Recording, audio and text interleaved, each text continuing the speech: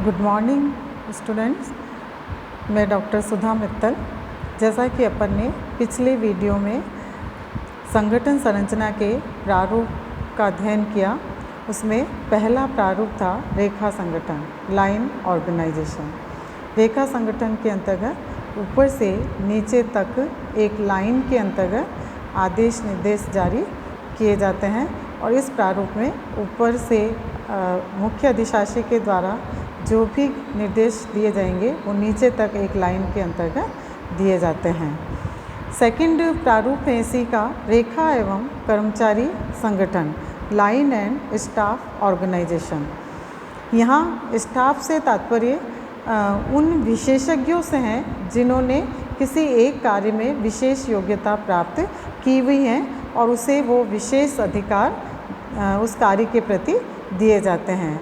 तो इस प्रकार से रेखा एवं कर्मचारी संगठन का जो तात्पर्य है वो है, इस संगठन का तात्पर्य एक ऐसे प्रारूप से है जिसमें रेखा प्रबंधकों की सहायता के लिए कर्मचारी प्रबंधकों की नियुक्ति परामर्शदाताओं के रूप में की जाती हैं।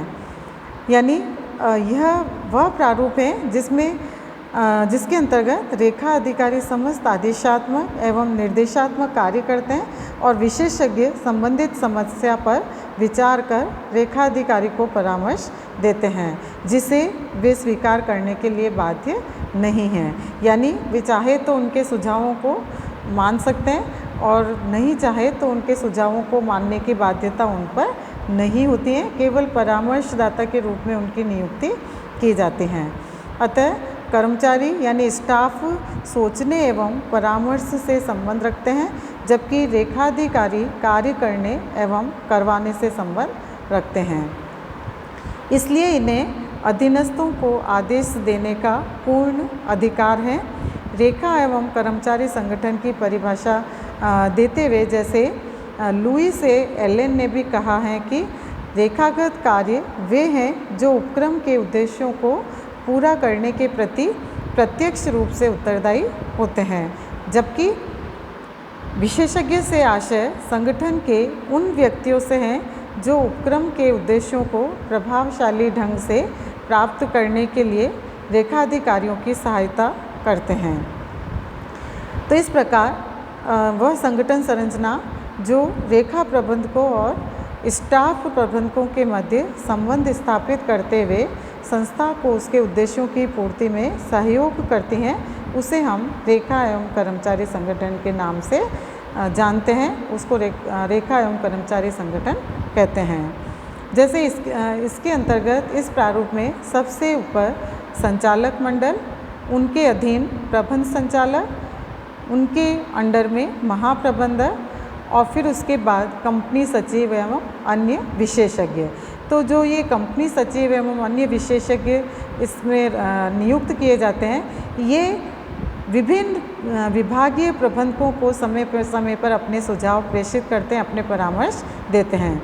इनके जैसे महाप्रबंधक के अंडर में या अधीनस्थ जो प्रबंधक हैं वो हैं जैसे उत्पादन प्रबंधक, वित्त प्रबंधक, मानव संसाधन प्रबंधक, विपणन प्रबंधक, विज्ञापन प्रबंधक, ये सभी इसके अंडर में आते हैं।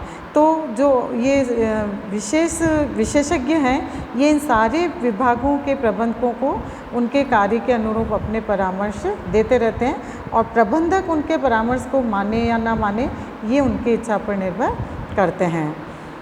इनके अंडर में पर्यवेक्षक, फिर उनके अंडर में विभिन्न कर्मचारी अपनी सेवाएं प्रदान करते हैं। तो इस तरह से रेखा एवं कर्मचारी संगठन के अंतर्गत जो कि मुख्य यानी जो स्थायी रूप से काम करने वाले व्यक्ति हैं, तो उनको एक स्टाफ कर्मचारी के रूप में सेवाएं देने के लिए विशेषज्ञ होते हैं और वो विशेषज्ञ इन सभी प्रबंधकों को अपनी सेवाएं देते हैं।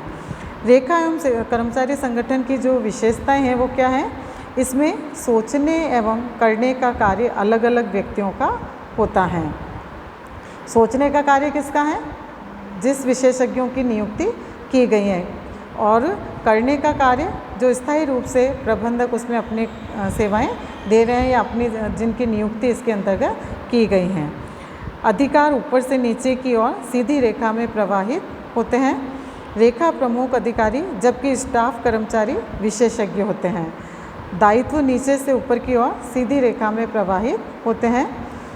इसकी विशेषता और क्या है कि विशेषज्ञों पर जो दिए गए परामर्श को मानना या न मानना रेखा अधिकारियों पर निर्भर करता है। ये इम्पॉर्टेंट इसकी विशेषता है, क्योंकि इसमें जो विशेषज्ञ रखे गए हैं वो केवल परामर्श देने का अधिकार रखते हैं और इसके मानने या न मानना रेखा अधिकारियों पर निर्भर है। उनको बाध्य करना, इसके लिए जो ये विशेषज्ञ हैं वो उत्तरदायी या ये अधिकार उनको नहीं दिया गया है। रेखाधिकारियों को ही अपने अधीनस्थों को आदेश देने का अधिकार होता है, स्टाफ के व्यक्तियों को नहीं। इसमें रेखा एवं विशेषज्ञ दोनों ही सेवाएं उपलब्ध होती हैं। रेखा अधिकारी दैनिक कार्यों का संचालन करते हैं, जबकि विशेषज्ञ समस्याओं का समाधान खोजते हैं और उन समस्याओं के समाधान के बारे में रेखा अधिकारियों को परामर्श देते हैं। इस प्रकार ऐसे संगठन के विभिन्न लाभ भी हैं, एडवांटेज हैं, क्योंकि इसमें प्रबंधकीय कार्यों में विशिष्टीकरण को बढ़ावा मिलता है, क्योंकि इसमें रेखाधिकारी को परामर्श देने के लिए विशेषज्ञों की नियुक्ति की जाती है। इसी प्रकार इसमें रेखाधिकारी के कार्यभार में कमी आती है और वह अपना अधिक समय महत्वपूर्ण कार्यों में लगा सकता है। इसी तरह से इसमें प्रबंधकीय योग्यता का भी विकास होता है, क्योंकि विशेषज्ञों से विभिन्न समस्याओं पर परामर्श मिलता रहता है। कुशल कर्मचारियों को पदोन्नति के अवसर भी इसमें मिलते रहते हैं और इसमें लोचशीलता, फ्लेक्सिबिलिटी होती है, क्योंकि इसमें व्यवसाय के बढ़ने के साथ साथ संगठन का आकार भी बढ़ाया जा सकता है। इसमें प्रशासन को कुशल पद्धतियों का प्रयोग किया जा सकता है और इसमें विशेषज्ञों का प्रशिक्षण के साधन के रूप में लाभ उठाया जा सकता है। तो इस प्रकार से इस संगठन के प्रारूप से ये विभिन्न प्रकार के एडवांटेज एक संगठन के अंतर्गत संगठन के व्यक्ति को प्राप्त हो पाते हैं। इसके संगठन के प्रारूप के कुछ डिसएडवांटेज भी हैं, जैसे इसमें जब तक स्टाफ के सदस्यों के कर्तव्यों और उत्तरदायित्वों का चार्ट्स या मैनुअल द्वारा स्पष्ट रूप से सूचित न किए गए हों, तब तक उनमें एक संदेह या भ्रम की आशंका बनी रहती है। कई बार गलत परामर्श देने पर विशेषज्ञों को उत्तरदायी भी नहीं ठहराया जा सकता है। इसी तरह से विशिष्ट जो कर्मचारी एवं रेखाधिकारी के अंतर्गत आपसी संबंधों में कई बार मतभेद भी उत्पन्न हो सकते हैं। निर्णय से पूर्व कर्मचारी अधिकारियों से परामर्श लेने में समय लगने पर निर्णय में देरी भी कर सकते हैं या उनको विलंब भी हो सकता है।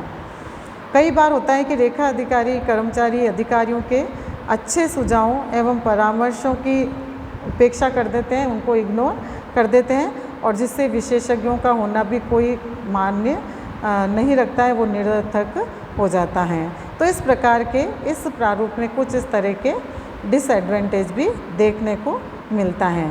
फिर भी हम कहें तो ऐसे संगठन की जो उपयुक्तता है कि इसमें जहाँ बड़े और जटिल कार्य वाले व्यवसाय हो तो कार्यों में विविधता हो एवं जिन व्यवसायों में विशिष्टीकरण अनिवार्य हो, वहाँ इस प्रकार के प्रारूप का महत्व बढ़ जाता है। इस तरह का जो संगठन का प्रारूप है वो उपयुक्त रहता है।